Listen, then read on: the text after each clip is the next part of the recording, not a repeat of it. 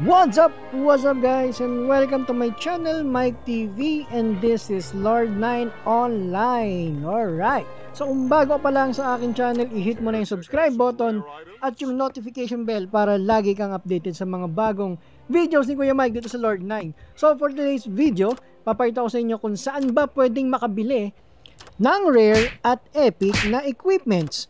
So, wag na natin patagalin. Let's go sa go! Alright, so nandito na tayo guys sa Friendship NPC at titingin tayo ng armor. Yan, so bibili tayo ng Ranger armor na leather using gold, no? 50,000 gold. So check natin kung nabili nga natin yung inventory natin, check natin. Ayun, so nabili natin guys yung leather na armor.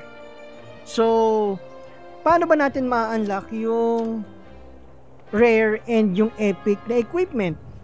Ayan, so syempre kailangan mo siyang i-level up yung inyong friendship, no?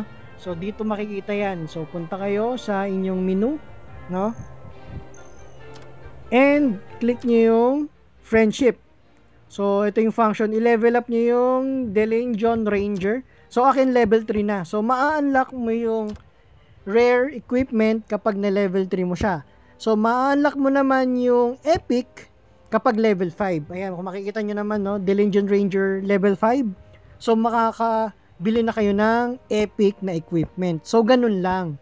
So ano ba yung gamit natin para ma-level up yung ating friendship, no? Yung function. So punta kayo ng mission and hanap lang kayo ng mga mission na merong reward na friendship certificate. Kasi yan yung gagamitin natin to level up yung ating friendship, no, para ma-unlock ninyo yung mga rare and epic equipment diyan sa friendship merchant. Kailangan ma-friendship ka.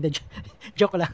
Ayan, so kailangan lagi ka nag-mission, no, lagi ka nagtatapos o lagi mo tinatapos yung 10 mission every day para makakuha ka ng friendship certificate to level up your friendship. Alright, so puro friendship na sinasabi ko. So ganun lang guys, no. So, enhance ko muna tong aking nabiling armor, no? Na leather armor.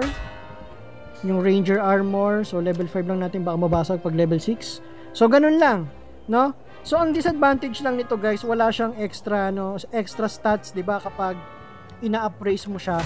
So, wala siyang ganun. Meron lang siya refine. So, ayan lang yung nagawa ko, no? Ranger defense plus 1. So, ganun lang siya, no? Mas maganda pa rin kapag napulot mo siya as a loot tapos i-appraise mo para may additional option, no? Additional option. Kasi kapag bumili ka lang sa friendship merchant, walang additional option.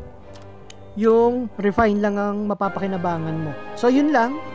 Ayan, so kung meron kang tanong, kung meron kang request, i-message ka lang o mag-comment ka lang dito sa video. And again, maraming salamat sa inyong panonood. And kung may natutunan kayo, please like this video and pa-subscribe na rin kung bago ka pa lang sa aking channel. So again, kita-kits ulit tayo sa mga susunod kong videos about dito sa Lord 9 Online. So again, maraming salamat and God bless. Let's go!